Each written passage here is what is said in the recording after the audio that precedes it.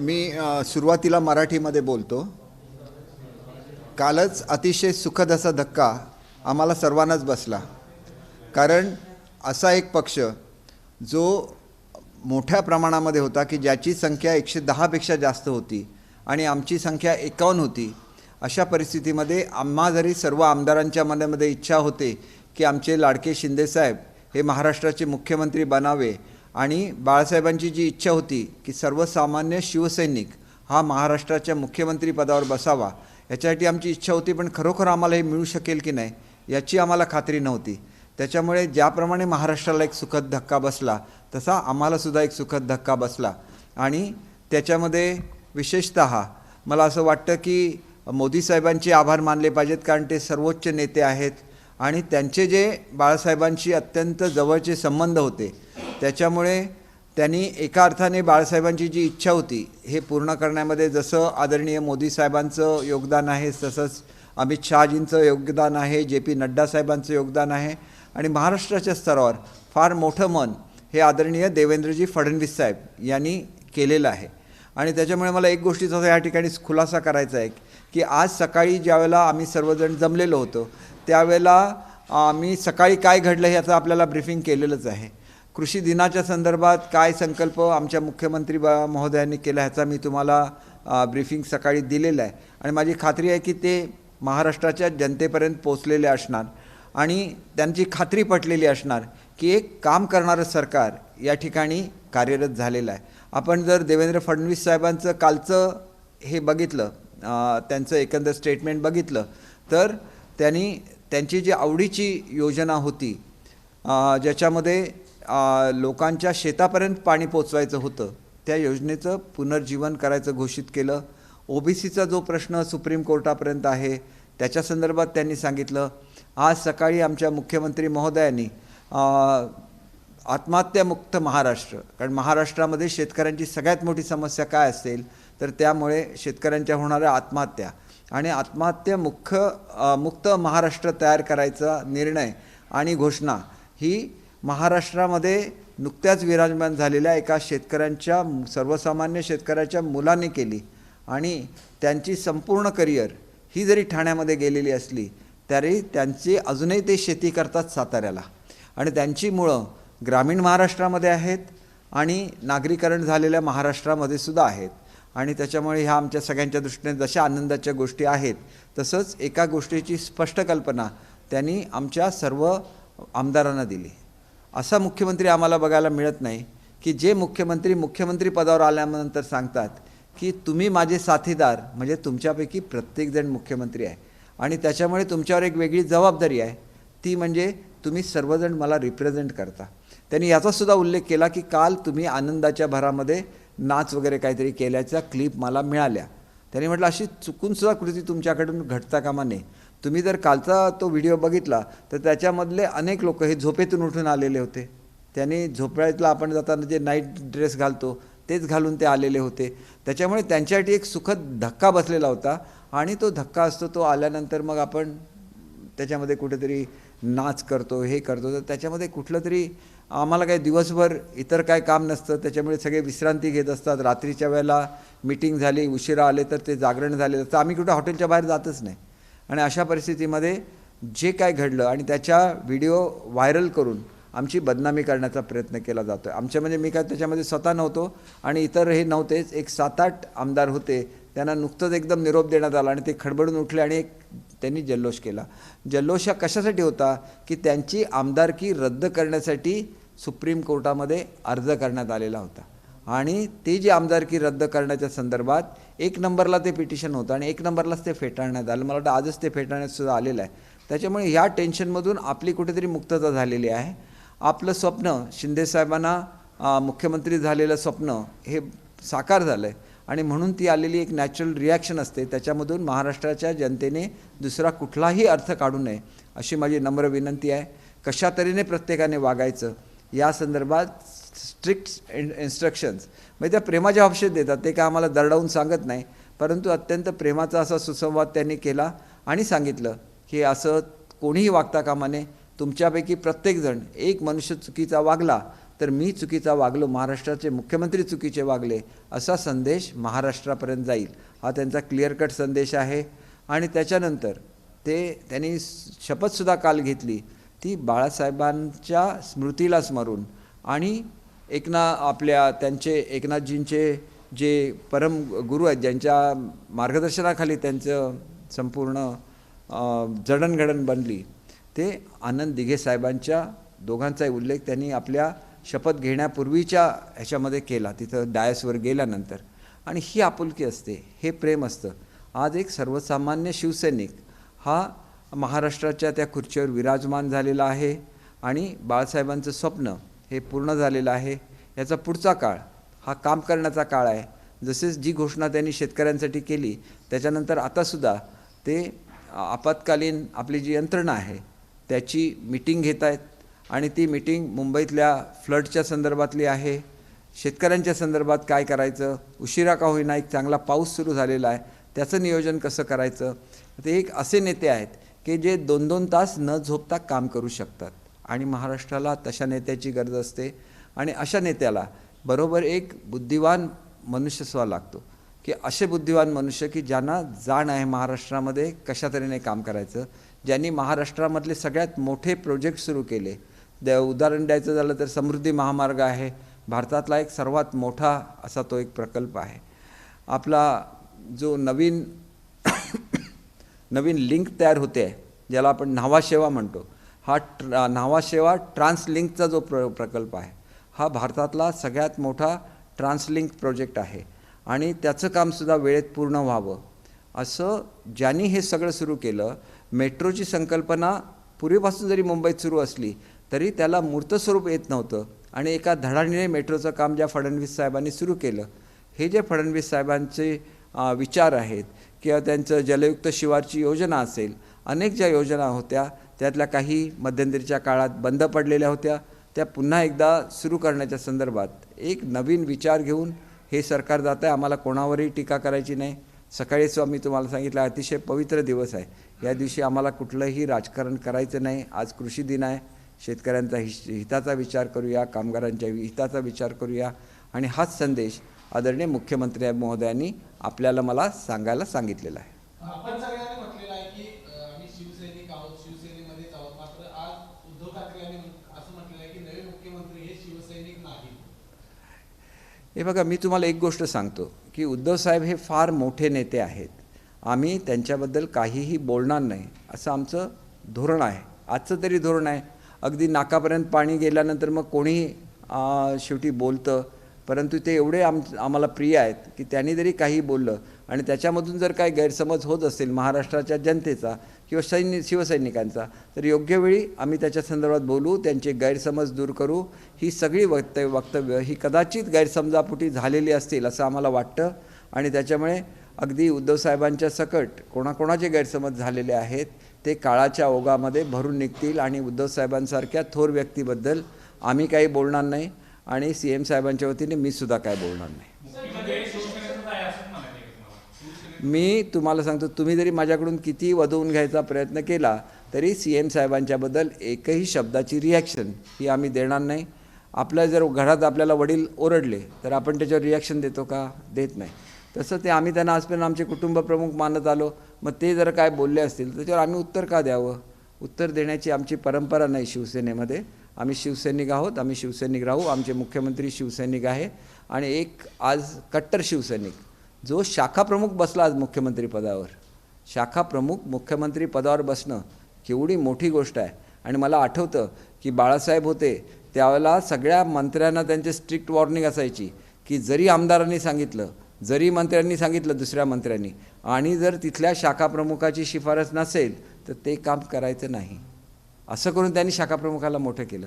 मग आता तसाच एक कट्टर शाखाप्रमुख आदरणीय शिंदेसाहेबांच्या रूपाने बसतोय त्या खुर्चीवर. आम्हाला आनंद आहे त्याचा.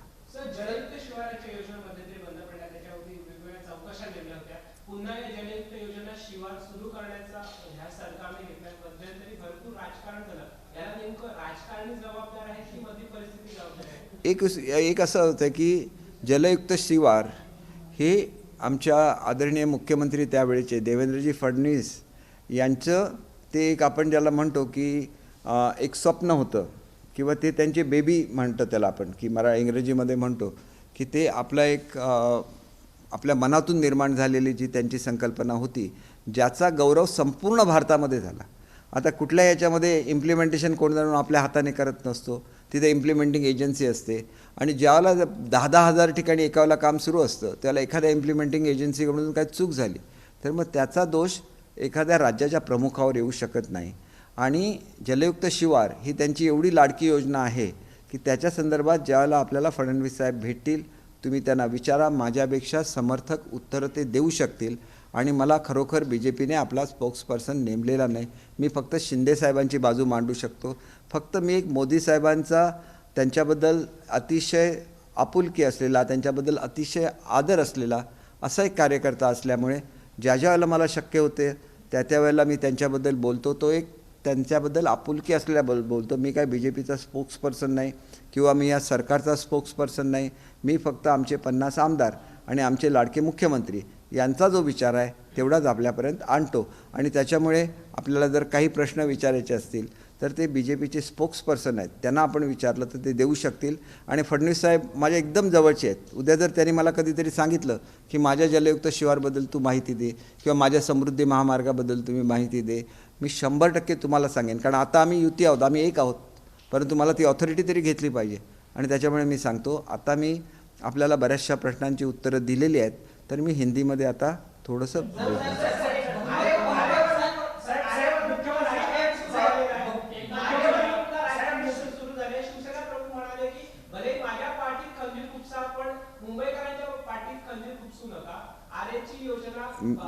साहेब मी तुम्हाला पुन्हा एकदा विनंती करून सांगतो, आम्हाला ज्या व्यक्तीबद्दल परम आदर आहे यांच्या स्टेटमेंटला मी कशी उत्तरं देऊ शकतो. आमची एकदा पॉलिसी ठरलेली आहे की CM साहेब काही बोलले, इतर कोण बोललं, राऊत बोलले, मला 100% विचारा, इतर कोण बोलले मला 100% विचारा, परंतु उद्धव साहेबांच्या बाबतीत विचारू नका. कारण ते आमचे कुटुंब प्रमुख आहेत, आम्ही त्यांच्याबद्दल कसं बोलू सांगा. असं आहे. त्यांनी समजा घरातून मुलगा निघून गेला, आता संभाजी महाराज निघून गेलेच होते ना छत्रपतींवर रागावून, त्यांना परत आणलं ना छत्रपतीने. महाराष्ट्राचा इतिहास आहे तो. म्हणून काय त्यांना असं म्हटलं नाही तू आमचा नाहीस तू त्यांचा झाला, असं होत नाही. तो आपला मुलगा असतो. म्हणून मला काय बोलायचं नाही या संदर्भात. मी तुम्हाला फक्त एक उदाहरण दिलं, हे काय उत्तर म्हणून छापू नका. मला एवढंच सांगायचं की आम्हाला त्यांच्याबद्दल अत्यंत आदर आहे आणि त्यांनी केलेल्या कुठल्याही स्टेटमेंटला आम्ही सध्या उत्तर देणार नाही.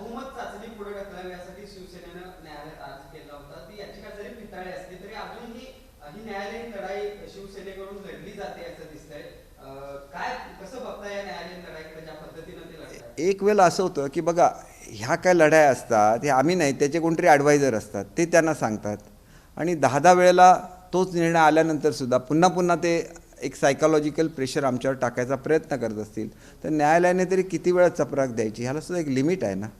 आज तुम्ही बघितलं का, आज 1 मिनिटामध्ये ते पहिल्याच नंबरला होती, 1 मिनिटामध्ये फेटाळून लावली. हा विषय नाही. आधी तुम्ही ह्याला सामोरे जा, तुमच्या विश्वासदर्शक ठरावाला किंवा अविश्वासक ठरावाला सामोरे जा, हे सगळं सांगितलेलं आहे. कारण लोकशाहीची प्रक्रिया असते, ही प्रक्रिया ही विधिमंडळाच्या फ्लोअर ऑफ द हाऊसवर चालते आणि त्याच्यामध्ये दखल घ्यायला सन्माननीय कोर्टाने त्यांना जे सांगितलेलं आहे. त्याच्यामुळे मी असं म्हणणार नाही, चपराक हा सुद्धा मी चुकीने वापरलेला शब्द आहे, त्याच्याबद्दल दिलगिरी व्यक्त करतो. त्यांना एक जे काय त्याच्यातून उद्बोधन घ्यायचं असेल ते त्यांनी घ्यावं. आणि हे पुन्हा जे काय आम्हाला धमक्या देण्याचं तुम्ही गेला, तसं आम्ही आमचे वकील पाठवलेत ना सुप्रीम कोर्टात. जे काय होईल ते एवढी मोठी हे आहे यंत्रणा आणि सर्वोच्च आहे, ते त्यांच्याबद्दल काय बोलूच शकत नाही आपण इथं. मुख्यमंत्री रात्री इकडे आले, तुम्हाला भेटणं गरजेचं होतं म्हणून काल भेटले, पुन्हा आज यायला लागले, नेमकं काय सुरू आहे मंत्री? आज तुमची काहीतरी चुकीची समजूत आहे. आत्ता आपली जी आपत्कालीन यंत्रणा असते त्या आपत्कालीन यंत्रणेची ते बैठक घेत आहेत आणि ती बैठक झाल्यानंतर मग ते काय करणार आहेत मला माहिती नाही. परंतु सकाळी आमची मीटिंग झाली त्यावेळेला आम्ही त्यांना सांगितलं की साहेब तुम्ही आमच्याबरोबर व्हिडिओ कॉन्फरन्सिंगने बोला, एवढा तुम्ही प्रवास करता, दिवसभर रात्री उशिरापर्यंत मुख्यमंत्री पदाचं काम करता, रात्री येता, परत सकाळी जाता, रात्रभर जागरण करता, आम्हाला काळजीसुद्धा आहे ना आमच्या माणसाची की त्यांना कुठे काय त्यांची तब्येत बिघडून नाही, आम्हाला वाटणार ना. म्हणून आम्ही त्यांना स्पष्ट सांगितलेलं आहे. या उपर जर त्यांना कोणाला तरी भेटायला इथं यायचं असेल तर तो त्यांचा ऑप्शन मोकळा आहे. पण आम्ही तर क्लिअर कट सांगितलं आहे 50 लोकांनी की आम्ही तुमच्याशी व्हिडिओ कॉन्फरन्सिंगने बोलतो, आम्ही खुश आहोत, तुम्ही मुद्दाम आमच्यासाठी म्हणजे आमचे, कारण त्यांना खूप लागलेलं होतं की माझे 50 साथीदार इथं आहेत आणि ते माझ्या शपथविधीला येऊ शकत नाही. किती त्यांनी दुःख बोलून दाखवलं. शेवटी या प्रत्येक गोष्टी मी तुमच्यासाठी एवढ्यासाठीच सांगतो की एक सेन्सिटिव्ह असे मुख्यमंत्री महाराष्ट्राला लाभलेले आहेत. ते जर आमच्या 50 लोकांची एवढी काळजी घेतात तर जनतेची किती काळजी घेतील बघा. आणि म्हणून त्यांना काम करू द्या, मोकळ्या मनाने काम करू द्या. रिझल्ट महाराष्ट्राच्या जनतेला दिसेल आणि त्याला म्हणतील की नाही नाही हे झालेलं योग्य झालेलं आहे. आणि कुठेतरी जे काय एक आज भाजपने सुद्धा निर्णय घेऊन शिवसेनेला मोठापणा दिलेला आहे, तर तो सुद्धा निर्णयाचं कौतुक करण्यासाठी मी मुद्दाम आपल्याला सांगितलं. ते कौतुक झालेलं आहे. म्हणजे आमच्याकडून जे करायचं 50 लोकांकडून ते मी आपल्याला सांगितलं की आम्ही त्यांचे आभारी आहोत. मंत्रिमंडळ स्थापन करावं तर लागणार आहे. मात्र एकनाथ शिंदे गटाकडून किंवा सीएमच्या गटाकडून मंत्रिमंडळाची नावाची यादी तयार झाली काय किंवा किती मंत्रिपद तुम्ही मागितला? एक गोष्ट मी अत्यंत स्पष्टपणे सांगतो की मंत्रिपदाबद्दल कोणतीही चर्चा ही शिंदे साहेबांकडून किंवा फडणवीस साहेबांकडून झालेली नाही आहे. जी एक स्ट्रॅटेजी असते की फूट कशी पाडायची आमदारांच्यामध्ये.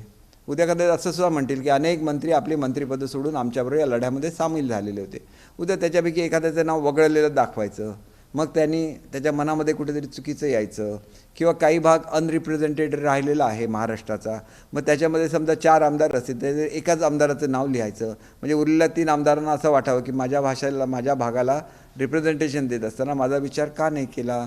तर हे सगळं ते चर्चा करून करणार आहेत. पूर्वीसारखं होणार नाही की नुसतंच पार्टीने अनाऊन्स केलं की सगळ्यांनी मान्य करायचं. ही जरी शिवसेनेची पद्धत असली तरी आमची ही नवीन शिवसेना म्हणा किंवा शिवसेनेचा जो भाग जो विधिमंडळातला आहे, लोकशाहीचा एक तो भाग आहे. शिवसेना पक्ष म्हणून कदाचित कार्यपद्धती वेगळी असेल, परंतु ज्यावेळेला आम्ही विधिमंडळ शिवसेना पक्ष म्हणतो त्यावेळेला लोकशाहीमध्ये ती एक प्रक्रिया आहे आणि तो लोकशाहीवादी पक्ष आहे. तर तिथं लोकशाहीच्या पद्धतीने शिंदेसाहेब निर्णय घेतील, आमच्याशी सगळ्यांची विचारविनिमय करून निर्णय घेतील आणि आमच्यापैकी एकाही माणसाने मंत्रिपद मागितलेलं नाही. उद्या जर शिंदेसाहेबांनी म्हटलं की माझ्या 50च्या 50 साथीदार हे सत्तेच्या बाहेर राहतील तरी आम्हाला ते मान्य आहे. आमचे CM आहेत ना, आणि ते असे मजबूत CM आहेत की ते आपल्या घटक पक्षांकडून आमची सगळी कामं करून घेतील.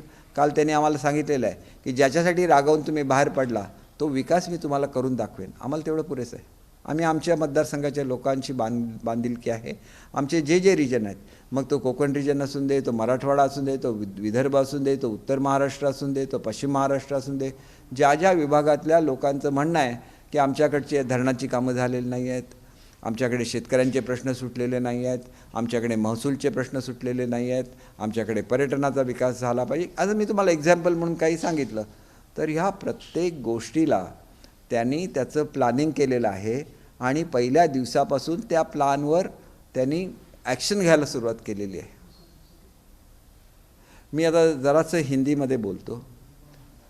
आज हम लोग बहुत खुश है, एक खुशी का मौका कि जिसको हम लोग अंग्रेज़ी में बोलते हैं प्लेजेंट शॉक ऑफ सरप्राइज़, वो जो हमको दिया गया कि हम लोग भी एक्सपेक्ट नहीं करते. हालांकि हमारे दिल में ऐसा था कि शिंदे साहब आगे चल के मुख्यमंत्री बने, लेकिन हमें भी ऐसे लगता था कि हमारे पास सिर्फ 51 MLAs है और बीजेपी के पास 106 MLA है, तो वो शायद क्लेम करे इस पोस्ट पे और उनका मुख्यमंत्री हो जाए, हमारे शिंदे साहब उप मुख्यमंत्री. ऐसा एक डर, हमारे डर नहीं, हमारा ऐसा सोचना था सब लोगों का. लेकिन एक प्लेजेंट सरप्राइज़ हमें मिल गया. एक गिफ्ट दिया गया है शिवसेना को. भारत के जो सर्वोच्च नेता है मोदी साहब, उन्होंने ये गिफ्ट दिया है. अमित शाह जी ने ये गिफ्ट दिया है, JP नड्डा जी ने ये गिफ्ट दिया है, और जो महाराष्ट्र के पूर्व मुख्यमंत्री बन चुके हैं लेकिन उन्होंने एक अच्छा आदमी कैसे हो सकता है उसका प्रात्यक्षिक दिखाया महाराष्ट्र में कि उन्होंने CM पोस्ट, डेप्यूटी CM की पोस्ट एक्सेप्ट करने के लिए वो राज़ी हो गए और उनके आने से ये सरकार बहुत मजबूत बनी है. क्योंकि शिंदे साहब एक ऐसे नेता है जो 3-3 दिन तक सोते नहीं है. जब कोई आपदा आती है हमारे स्टेट पे तो स्टेट के एक छेरे से दूसरे तक पहुंचने में वो पूरे रात दिन वो ट्रैवल करते हैं, वहाँ जाते हैं। एक सच्चा शिवसैनिक कैसा चाहिए, इसका बाबा साहब ने डेफिनेशन किया था।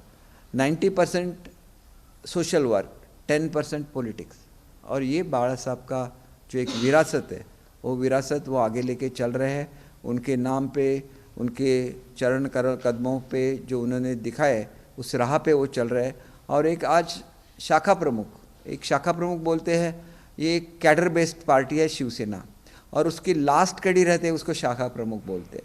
तब जब बाबा साहब थे तो अगर कोई एमएलए को कोई विकास काम मंजूर करना है तो उसे भी वो कहते थे कि उस पर आप वो शाखा प्रमुख के हस्ताक्षर लीजिए, उसका रिकमेंडेशन लीजिए। ऐसे थे हमारे बाबा साहब। मैं तो बहुत देर से आया शिवसेना में, लेकिन जो भी पुराने शिवसैनिक है वो बोलते थे कि शाखा प्रमुख की ये क्या होती है शिवसेना में।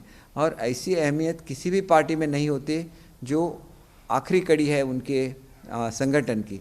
तो वो शाखा प्रमुख अगर महाराष्ट्र के सीएम बनते हैं तो कितनी एक खुशी की बात है हर एक शाखा प्रमुख के लिए। हर एक शाखा प्रमुख जो आज महाराष्ट्र में काम कर रहा है वो कितना सुखी हो गया होगा कि हम में से एक शिंदे साहब आज बन गए मुख्यमंत्री महाराष्ट्र के। एक खुशी की बात है। और दूसरी चीज़ ये है कि जो बाबा साहब का सपना था वो पूरा करने में बीजेपी ने जो इनिशिएटिव लिया, इसके लिए हम उनके शुक्रगुजार हैं। और सुबह ही मैंने अनाउंस किया था, हमारे सीएम ना के एक कॉरपोरेटर थे, ना के वो मंत्री बने, वो एक किसान के बेटे हैं। और जब एक किसान का बेटा मुख्यमंत्री बन जाता है तो सही मायने में किसान को उसका हक मिलता है। कितने दिनों से हमारे किसान सुसाइड कर रहे थे, आत्महत्या कर रहे थे, और उनकी पहली घोषणा क्या है महाराष्ट्र के लिए? आपको मालूम है कि आज कृषि दिन है। और ये कृषि दिन किस लिए आया? तो जब चाइना और इंडिया का वॉर हो गया और हमारे पास उपलब्ध साधन नहीं थे, तो पंडित जवाहरलाल नेहरू ने, हमारे सीएम जो महाराष्ट्र, मतलब जो महाराष्ट्र अलग बना, जो बॉम्बे प्रेसिडेंसी से महाराष्ट्र बना, उसके जो सीएम थे, उन्होंने एक बंजारा युवक, बंजारा ये ऐसी कम्युनिटी है कि महाराष्ट्र के हर पार्ट में वो जाती है, वहाँ पे कुछ काम करती है और वो पैसा अपने घर पे भेज देती है। तो ऐसे बंजारा कम्युनिटी से एक युवक को उन्होंने महाराष्ट्र का सीएम बनाया और उन्होंने कृषि में क्रांति की।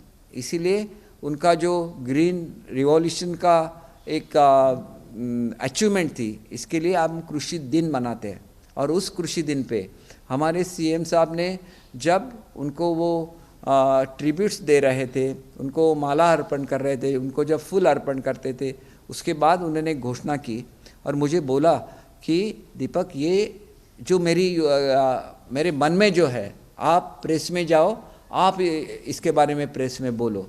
तो उनकी भावना क्या थी कि अगर मेरे किसान अगर आत्महत्या करते हैं तो मुझे आत्महत्या मुक्त महाराष्ट्र बनाना है। ये मेरा पहला मिशन है, ये मेरी पहली घोषणा है और मैं कृषि दिन पे ये घोषणा कर रहा हूँ। और इसको बोलते हैं सही किसान का लड़का। एक किसान का लड़का जब बड़ा हो जाता है और किसान के बारे में जब सोचता है, बहुत सारे लोग बोलते थे कि ये ठाणा से है, इनका 51% आज नागरीकरण हो गया है महाराष्ट्र का और 49% जनता ही गांव में रहती है। लेकिन मैं ये कहना चाहता हूँ कि 80% ऑफ देम ये किसान है, वो भूमि की सेवा करते हैं। तो उन्होंने बहुत सारा डिस्कशन हमारे साथ किया कि मैकेनाइजेशन कैसे करना है, उनकी उत्पाद कैसे बढ़नी है, आगे चल के फूड प्रोसेसिंग कैसे करना है, इसको जो गोडाउन का एक चेन लगता है वो कैसे बनाना है। एक सीएम जो रात भर सोया नहीं है, आके ऐसी चीज़ें किसानों के बारे में करता है, तो पॉलिटिक्स के बारे में नहीं सोचता है। वो ये नहीं सोचता है कि किसने मेरे बारे में क्या बोला था, वो सोचता है उस किसान के लिए जिसके पिताजी किसान थे। इसीलिए वो सम्मान किसान के प्रति उनके दिल में है। तो इसीलिए मैंने बोला कि किसान का बेटा आज महाराष्ट्र का मुख्यमंत्री बना और वो वही सातारा से है, वही रीजन से है जहाँ से यशवंतराव चौहान जैसे टॉल लीडर बने, जिनको सह्याद्री की उपमा दी जाती है। वहाँ से वसंतदादा पाटिल बने जिनको कोऑपरेटिव में उसको बोलते कि कोऑपरेटिव के जो सबसे बड़े कार्यकर्ता थे, जिसे कोऑपरेटिव मूवमेंट ये एक आत्मा है महाराष्ट्र का। और वो करने में पहले जब शुगर फैक्ट्री महाराष्ट्र में बनी थी कोऑपरेटिव, तो उसके लिए वसंत दादा ने क्या किया था, विखे पाटिल ने क्या किया था, ये महाराष्ट्र की हिस्ट्री है। तो वो हमारे सीएम वहाँ से बने थे। जो अनदर टॉलरिंग पर्सनालिटी है जो पवार साहब है, वो पवार साहब उसी वेस्टर्न महाराष्ट्र को बिलोंग करते हैं। और आपको याद होगा कि पवार साहब ने जब सीएम साहब को फ़ोन किया था तो उन्होंने बोला था कि आप सातारे से हैं और आपसे मैं क्या क्या उम्मीद करता हूँ, और उन्होंने ये भी बोला था कि उनका आशीर्वाद उनके पीछे है। पवार साहब चाहे हमारा एनसीपी के साथ झगड़ा हुआ होगा, हमारा कांग्रेस के साथ झगड़ा हुआ होगा, लेकिन एक भी आदमी ने पवार साहब के खिलाफ, उनके एबिलिटी के खिलाफ, उनके बारे में जो उनका नॉलेज है, महाराष्ट्र की तरफ उनका जो लगाव है, इसके बारे में कोई भी नहीं बोल सकता। He is one of the statesman end leader of Maharashtra, undisputed leader of Maharashtra. अगर वो बोलते हैं कि आप अच्छा काम करो, महाराष्ट्र में अच्छा काम करो, तो उनका एक वो बड़प्पन है। उद्धव जी, जिनके साथ महाविकास आघाड़ी के साथ हमारा झगड़ा हुआ, वो हमारे नेता ही वहाँ पे लीड कर रहे थे।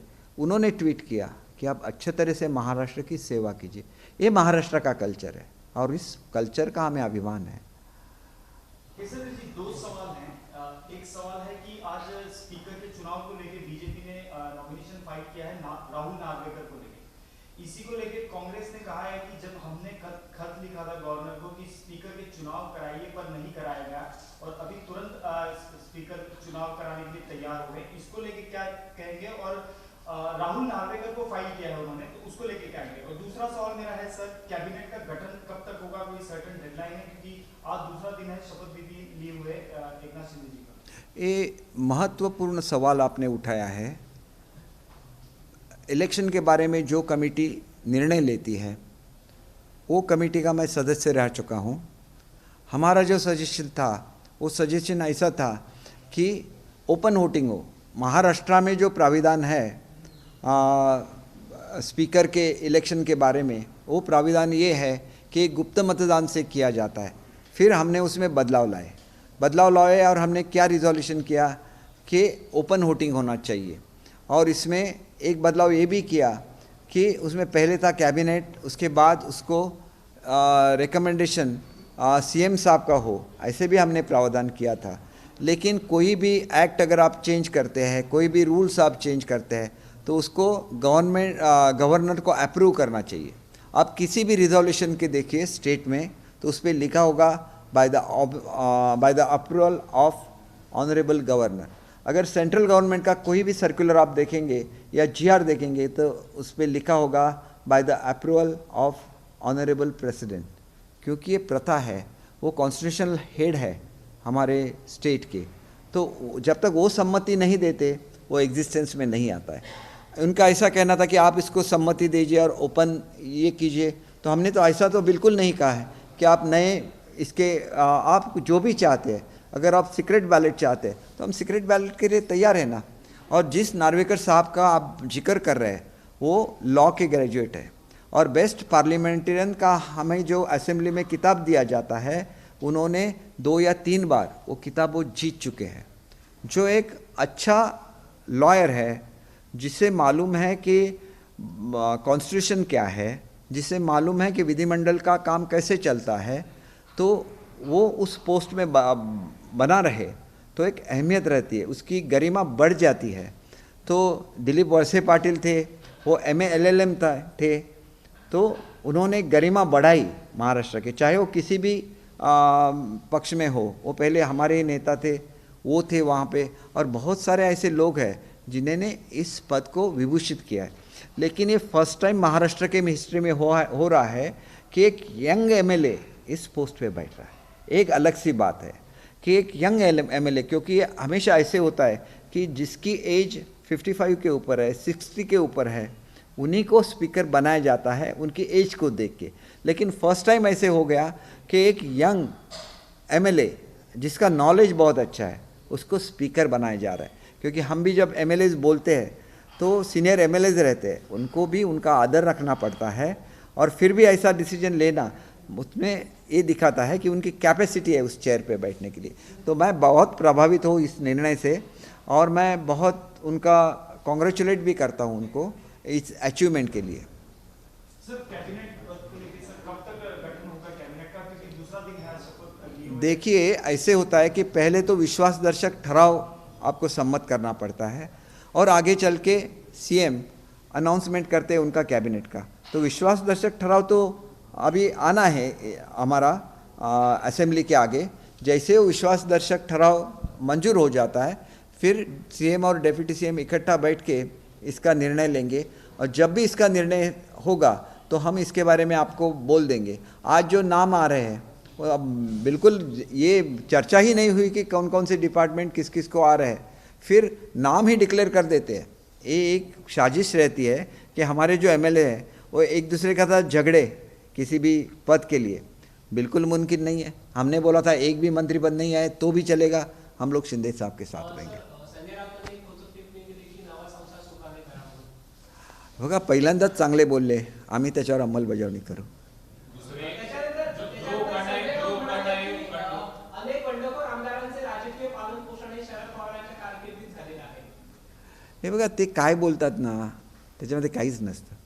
कारण असं आहे बघा, त्यांचा जर रोख माझ्याकडे असेल तर मला तुम्हाला एवढंच सांगायचं आहे की जेवढं प्रेम माझ्यावर शरद पवारांनी केलं किंवा जेवढा आत्मीयता आणि जेवढा आदर मला पवारसाहेबांच्याबद्दल आहे दुसऱ्या म्हणजे अनेक लोकांना असेल, पण माझ्याबद्दल सगळ्यात जास्त म्हणजे माझ्याबद्दल होता। अनेक लोक त्यांना जे आवडतात, तरुण त्यावेळेला नेतृत्व होतो, मी तरुण होतो, अनेक वेळेला मी त्यांच्या गाडीतून प्रवास केलेला आहे। त्यांनी अनेक गोष्टी मला शिकवलेल्या आहेत। पण कोकणामध्ये ज्यावेळेला अशांतता होत होती त्यावेळेला मी नेहमी आल्यानंतर कोणाच्या, जसं आमचे कुटुंबाचे प्रमुख कोण होते पवारसाहेब, मी त्यांना येऊन सांगायचो आज या व्यक्तीचा खून झालेला आहे, आज या व्यक्तीला मारलं गेलं, आज या व्यक्तीची जमीन घेतली। त्यावेळेला त्यांनी मला एकच गोष्ट सांगितलं, दीपक तू लढत राहा, मी खंबीरपणे तुझ्या पाठीशी आहे। आणि ज्यावेळेला अशी परिस्थिती आली की मला अशा प्रवृत्तीचा प्रचार करायला लागतो की काय अशी प्रवृत्ती आली, त्यावेळेला मी मुंबईला आलो। त्यावेळेला नवी मुंबईला पवारसाहेब जात होते, त्यांच्या तिथं भाषण होतं, कारण इलेक्शनचे दिवस चालू होते, त्यांचा प्रचार चालू होता। ते मला म्हणाले की आपल्याबरोबर गाडीत बस। त्यांच्या गाडीत बसून मी नवी मुंबईपर्यंत गेलो आणि त्यांनी मला सांगितलं की दीपक तू माझ्या पक्षाचा अध्यक्ष आहेस, परंतु तू एका मतदारसंघाचा आमदारसुद्धा आहेस। मी तुझ्या मतदारसंघामध्ये येणार नाही, मी तुझ्या जिल्ह्यामध्ये येणार ही वस्तुस्थिती आहे, पण मी दुसरीकडे आलो तर काय तुला येण्याची गरज नाही, कारण तू तुझ्या मतदारसंघामध्ये आहेस। असं असतानासुद्धा काही व्यक्तीने हट्टाने त्यांना माझ्या मतदारसंघामध्ये आणलं आणि मतदारसंघामध्ये आल्यानंतर माझा नेता कोणाचा तरी प्रचार करतो आणि मी त्या स्टेजवर नाही, हा त्या नेत्याचा अपमान आहे। एवढा मी सेन्सिटिव्ह आहे की साहेब तुम्ही आला आणि तुमच्या स्टेजवर न बसणं हा तुमचा अपमान आहे, म्हणून तुमच्यामुळे मी आमदार आहे, माझा हा आमदारकीचा राजीनामा आहे असं विधानसभेच्या अध्यक्षांच्या नावाने राजीनामा लिहून, म्हणजे असे नाही की मी कोणाच्या नावाने पक्षप्रमुखांच्या नावाने राजीनामा दिला किंवा मी तो माझ्या खिशात ठेवला, असंही झालेलं नाही आहे। मी तो राजीनामा त्यांच्या सुपूर्द केला। एवढे मोठे पवारसाहेब आहेत, त्यांना माहिती आहे की मी काय आहे, मी कसा आहे। मी तुम्हाला सांगतो आजसुद्धा ज्याला वाढदिवस होता त्या दिवशी मी सगळ्यात शेवटी पोचलो, साहेब लिफ्टमध्ये जात होते, त्यांनी मला लिफ्टमध्ये घेतलं आणि मला सांगितलं दीपक आपल्याला विकास करायचा आहे, वेगवेगळ्या राजकारणाला आपल्याला मध्ये आणायचं नाही आहे, कोकणाचा मला विकास करायचा आहे। एवढ्या चांगल्या नेत्याबद्दल मी काय वाईट बोलू। आणि आमचे संबंध आहेत, संजय राऊतना काय करणार, हे संबंध कसे असतात ते, हे संबंध आमच्या हृदयामध्ये असतात, तो आदर आमच्या हृदयामध्ये असतो। आणि म्हणून पवारसाहेबांच्याबद्दल मी असं म्हणू शकेन की पवारसाहेब हे महाविकास आघाडीचे नेते होते म्हणून त्यांनी शिवसेना किती वेळा फोडली वगैरे हे मी बोलू शकतो, पण ती राजकीय इतिहास आहे, तो बोलल्याने कोणाचा अपमान होत नाही। परंतु मी पवारसाहेबांच्याबद्दल एक शब्द जर वाईट बोललेलो असेल तुम्ही मला सांगा, मी सामाजिक जीवनामधून निवृत्ती घेईन। कारण मी ज्यावेळेला NCPमध्ये होतो त्यावेळेलासुद्धा मी जाताना एकच सांगायचो की महाराष्ट्रामध्ये दोनच नेते झाले, त्यांना महाराष्ट्र कळला। म्हणजे आताच्या पिढीमध्ये वसंतदादा होते, यशवंतराव होते, आता काय ते आपल्यामध्ये नाही आहेत, परंतु त्याच्यामध्ये एक आहेत शरद पवारसाहेब आणि दुसरे आहेत बाळासाहेब ठाकरे। त्याला मी बाळासाहेब ठाकरेंच्या पक्षामध्ये नव्हतो, पण त्यांचं महाराष्ट्राबद्दलची आत्मीयता मला माहिती होती। एवढं जे आम्ही व्यक्तीबद्दल बोलतो, नेत्यांबद्दल बोलतो, कारण आम्ही ज्याला त्यांना भेटायला जातो त्यावेळेला कोकणामध्ये किती पाऊस पडला पवारसाहेबांना माहिती असायचं, आम्हाला माहिती नसायचं। आम्ही एवढी डिटेल हे करत नाही, कुठल्या विभागासाठी काय पाहिजे आहे पवारसाहेबांना माहिती असलं, तिथल्या शेतकऱ्याला काय पाहिजे असतं पवारसाहेबांना माहिती असतं, तिथल्या इंडस्ट्रीला काय पाहिजे पवारसाहेबांना माहिती असतं. त्यांच्या मनामध्ये महाराष्ट्र वसलेला आहे. परंतु राजकारण करणं हा तर ते त्या राजकारणामध्ये आलेले आहेत, म्हणून त्यांच्यामधली ती जी व्यक्ती आहे, त्यांच्यामधला तो एक आदर्श आहे, हा प्रत्येक राजकारणात येणाऱ्या माणसाने तो आदर्श घेतला पाहिजे की राजकारण हे राजकारणापुरतं मर्यादित ठेवायचं असतं, पण ज्याला विकास व्हायचा असतो त्यावेळेला आपला देश आणि आपलं राज्य समोर ठेवून विकास करायचा असतो. त्याच्यामुळे राऊतसाहेब काय बोलतात त्यांच्या भाषेत मी बोलू शकत नाही. मी एक साधा आहे, मी कोणच नाही आहे, मी एक सर्वसामान्य कार्यकर्ता आहे. परंतु मी ज्याला बोलतो ते विशिष्ट परिस्थितीनुसार माझं बोलणं चालू होतं. ज्यावेळेला संघर्ष करायचा असतो त्यावेळेला माझं बोलणं चालू होतं, आणि ते बोलणं कोकणातल्या संघर्षाच्या वेळेला चालू होतं. त्यानंतर 5 वर्षात मी कधी मीडियाच्या समोर आलेलो नाही आहे. 2-2.5 वर्ष मी शिवसेनेमध्ये आहे, मी कधी मीडियाच्या समोर आलेलो नाही आहे. आज मी मीडियाच्या समोर एवढ्यासाठी आलो की ज्यावेळेला 50-50 आमदार एका वेळेला सोडून जातात आणि त्यांच्या मनातली व्यथा ते लोकांच्या समोर बोलू शकत नाहीत, त्याला कोणीतरी त्यांच्यासाठी बोललं पाहिजे. त्यांच्या मतदारसंघातली लोक त्यांना प्रश्न विचारत असणार, कोणीतरी बोललं पाहिजे. मी काय एवढा मोठा नेता नाही की ज्यांनी येऊन सांगितलं पाहिजे, पण 50 लोकांच्या डोळ्यामध्ये ज्याला अश्रू होतात की आमची बदनामी चालली आहे, ही कुठेतरी थांबली पाहिजे, त्याला तो एक लढा असतो.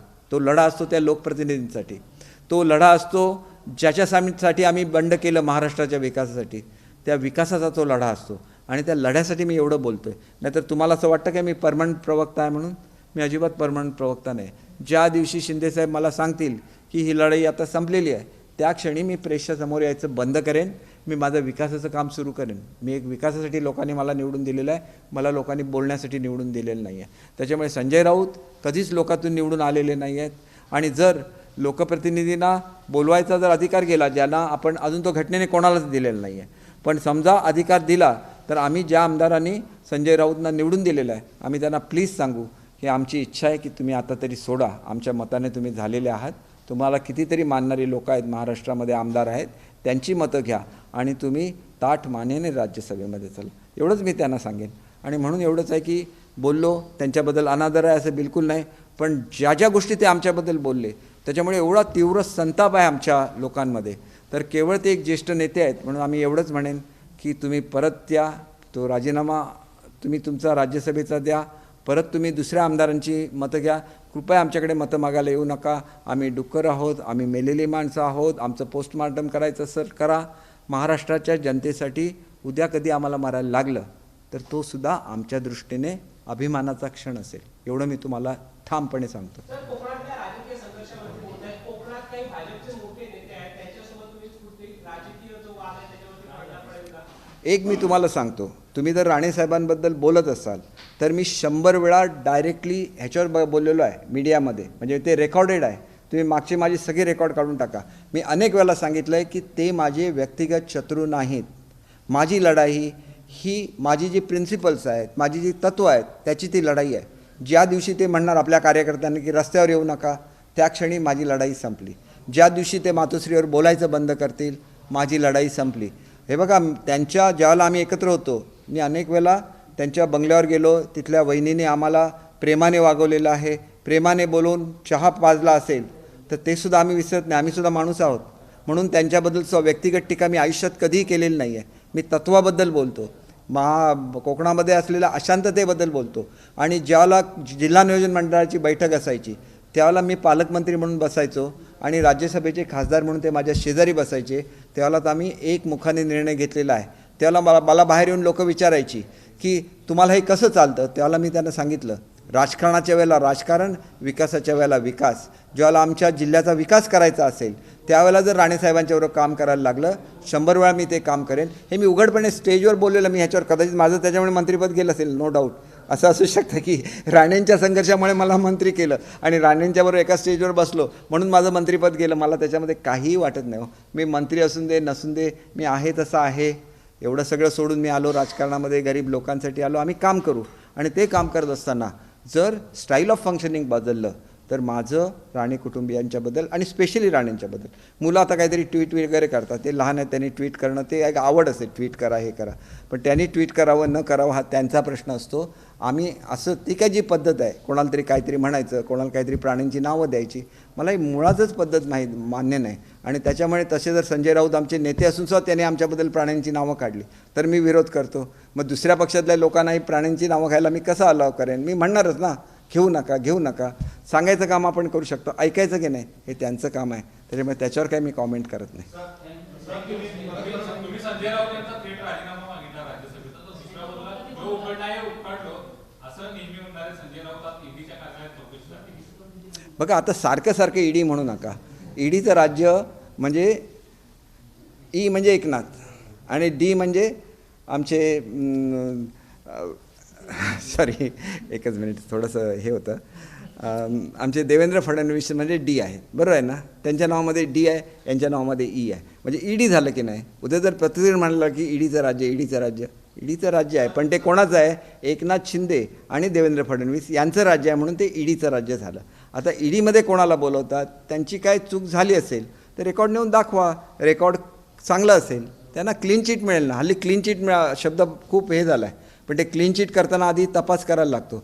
त्याच्यामुळे माझी त्यांना शुभेच्छा आहे की तुमचा चांगला तपास होऊन दे, तुम्हाला क्लीन चिट मिळून दे, एवढी माझी ईश्वराकडे प्रार्थना आहे. हिंदी में क्या बोलूँ? सर ये आपने बताया ईडी का राज है क्या? ईडी, देखिए ई मतलब एकनाथ शिंदे का फर्स्ट वर्ड आता है ई है, और देवेंद्र फडणवीस का जो फर्स्ट वर्ड आता है वो डी है, इसलिए वो ईडी कर रहे हैं. तो वो ईडी जो है ना, हमारी वाली ईडी, वो अच्छा काम करेगी महाराष्ट्र में. और जो दूसरी ईडी है वो ईडी क्या करेगी कि किसी को बुलाएगी उसके तपास के लिए, लेकिन उस पर एक्शन नहीं लेगी. अगर आपका ये है तो आपको क्लीन चिट देगी. तो आप ऐसा भगवान के पास मानिए कि मुझे भी क्लीन चिट मिल जाए, उनको क्लीन चिट मिला है तो मुझे बहुत खुशी होगी कि इनको क्लीन चिट मिल गई. कौन बोल रहा है कि उनको कहीं पे भेजो? ऐसा बिल्कुल नहीं है. और वो जो ईडी है वो ईडी अलग है, हमारी वाली ईडी अलग है. सर तुम्ही म्हणालात की आता जे शिंदे साहेब जे मुख्यमंत्री झाले ते बाहेर सर्वांची स्वप्नपूर्ती झाली. ज्यावेळी उद्धव ठाकरे झाले होते ती कोणाची स्वप्नपूर्ती होती? बाळासाहेबांचं स्वप्न काय होतं? बाळासाहेबांचं स्वप्न असं होतं का की माझ्या कुटुंबातला कोणतरी मुख्यमंत्री व्हावा. त्यांना जबरदस्ती केली पवारसाहेबांनी, म्हणून ते मुख्यमंत्री झाले. नाहीतर उद्धवसाहेबांचं कधी हे स्वप्न नव्हतं की मी महाराष्ट्राचा मुख्यमंत्री बनावं. बाळासाहेबांचं स्वप्न तेच होतं आणि उद्धवसाहेबांचं स्वप्न तेच होतं की एक शिवसैनिक महाराष्ट्राचा मुख्यमंत्री बनावा. माझं म्हणणं काय, आमचे पक्षप्रमुख बनले, आम्हाला आनंद झाला, आम्ही तिथं फटाके उडवले, आम्ही त्या ठिकाणी पेढे वाटले, आम्ही सगळं काही ते केलं. ते आमचं स्वप्न पूर्ण झालं, कारण त्यांना ते नको होतं उद्धवसाहेबांना, पण आम्ही पेढे वाटले, कारण का आमचे पक्षप्रमुखबद्दल. पण स्वप्न जे उद्धवसाहेबांचं होतं, स्वप्न जे बाळासाहेबांचं होतं, हे आज खऱ्या अर्थाने पूर्ण झालं ना. एक शिवसैनिक बसला तिथं, शाखाप्रमुख बसला तिथं. आणि म्हणून मला एवढंच सांगायचं आहे की हा विषय सोडून द्या. आणि कदाचित जर उद्धवसाहेबांच्या बोलण्यामधून तो विषय आला असेल आणि त्याला मी कॉन्ट्राडिक्टरी स्टेटमेंट करत असेल तर त्याच्याबद्दल मी दिलगिरी व्यक्त करतो. उद्धवसाहेबांच्यावर कुठलंही स्टेटमेंट किंवा त्यांनी केलेल्या स्टेटमेंटचं उत्तर मी देणार नाही, एवढा आदर मला त्यांच्याबद्दल आहे. Thank you very much. तर गोवा एक्झिटचा प्लॅन काय आहे? हां, गोवा एक्झिटचा प्लॅन कसा असणार? गोवा एक्झिट? अहो, गोव्या माझ्या आईचं आई माझी जन्मली गोव्यामध्ये, मी कशाला गोव्यातून एक्झिट घेईन? मला जर कधी महाराष्ट्राचा राजकारणाचा कंटाळा आला तर मी गोव्यातून उभा राहीन. मला ते सगळ्यात आवडतं. परंतु काय होतं, महाराष्ट्र जनतेने खूप प्रेम दिलेलं आहे, तिथं मी खूप लढे दिलेले आहेत आणि त्याच्यामुळे मी महाराष्ट्रातच राहणार. परंतु गोव्यावरचं प्रेम तसूभरही कमी होणार नाही. आमचे सगळे लोक पुन्हा महाराष्ट्रात जायला इच्छुक आहेत. येत्या 1-2 दिवसामध्ये आम्ही जाऊ, परंतु आम्हाला एक्झिट करा असं म्हणणारे तुम्ही पहिलेच पत्रकार मला भेटला. त्याच्यामुळे मी तुम्हाला सांगतो, आमचं आणि गोव्याचं नातं असं आहे की तुम्हाला थोडासा इतिहास सांगतो की गोवा राज्य ज्यावेळेला स्थापन झालं त्यावेळेला तिथं त्यांचं फायनान्शियल कॉर्पोरेशन नव्हतं. महाराष्ट्र फायनान्शियल कॉर्पोरेशन हे गोव्याचं फायनान्स करायचं. महाराष्ट्राची जी MSEB होती हे गोव्याच्या इलेक्ट्रिसिटीची काळजी घ्यायची. म्हणजे महाराष्ट्र आणि गोव्याचं नातं आहे हे फक्त दयानंद बांदोडकर साहेबांच्या हृदयामध्ये आहे. आणि म्हणून त्यांनी असं म्हटलं होतं की महाराष्ट्रामध्ये विलन का व्हावं, तर तो माझा मोठा भाऊ आहे. त्याने जर आमची काळजी घेतली, आज गोव्यातली 80% लोक जे पाणी पितात हे पाणी माझ्या मतदारसंघातून आलेलं आहे. 12 गावं पाण्याच्या खाली गेलेली आहेत. त्यांनी तो त्याग केला, पण कोणी असं म्हटलं नाही की गोव्याच्या पाण्यासाठी आमचा बळी का देता, असं कधी त्या लोकांनी म्हटलं नाही. कारण प्रत्येकाचे सगळे सोयरे हे गोव्यामध्ये राहतात. आणि एक गोष्ट लक्षात घ्या, पेडणे आणि सत्तरी 2 तालुके हे सावंतवाडी संस्थांचा भाग होता. आणि ज्यावेळेला पोर्तुगीजांबरोबर करार झाला त्यावेळेला हे 2 तालुके गिफ्ट म्हणून पोर्तुगीजांना देण्यात आले, म्हणून ते गोवा राज्याचे आहे. नाहीतर पेडण्याचे जे देशप्रभू आहेत ते कुडाळचे राजे होते आणि ज्यावेळेला आमचे जे सावंत भोसले आहेत त्यांनी कुडाळ संस्थांचा पराभव केला त्यावेळेला त्यांनी पेडण्याचं त्यांना राजा बनवलं आणि म्हणून त्यांना वायकाउंट म्हणतात. आणि सत्तरी जी आहे जिथं राणे कुटुंबीय आहेत त्यांना खासे का म्हणतात तर जे आमच्या राज्याबरोबर काम करायचे त्यांचे आणि जे जे इन्चार्ज होते ज्या ज्या विभागाचे त्यांना खासे म्हणायचे. हा इतिहास आहे, इतिहास आमच्या मनामध्ये आहे, प्रेम आमच्या मनामध्ये आहे. त्याच्यामुळे एक्झिटपेक्षा परत केव्हा येता असं म्हणायला पाहिजे आणि देव बरे करा म्हटलं पाहिजे. आम्ही आसाममध्ये आलो ना, आसाममध्ये गेलो तिथं पूर आला होता. आमच्या शिंदे साहेबांनी 51 लाख रुपयाचा चेक त्यांना दिला मुख्यमंत्री फंडाला आणि म्हणून ह्याला प्रेम म्हणतात. आणि त्याच्यापेक्षा जास्त प्रेम मी तुम्हाला सांगतो, आसामचं खाणं खाऊन खाऊन आम्ही कंटाळलो. गोव्यात आल्यानंतर पहिल्यांदा आमचं खाणं आम्हाला महाराष्ट्राचं मिळालं आणि त्याचा आम्हाला एवढा आनंद झाला की सगळ्यांनी तुम्हाला आशीर्वाद दिलेले आहेत की तुम्ही आमची चांगली देखरेख केली. देव बरे करो. एबीपी माझा, उघडा डोळे बघा नीट.